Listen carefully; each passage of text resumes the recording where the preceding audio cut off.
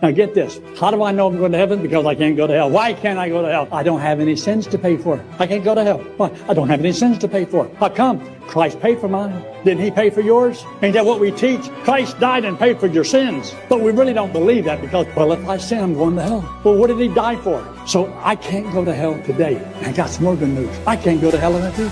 Why? He paid for those too. When Christ died on the cross 2,000 years ago, how many of our sins were in the future? All of them. Is he going to come down next year and pay for what you did this year?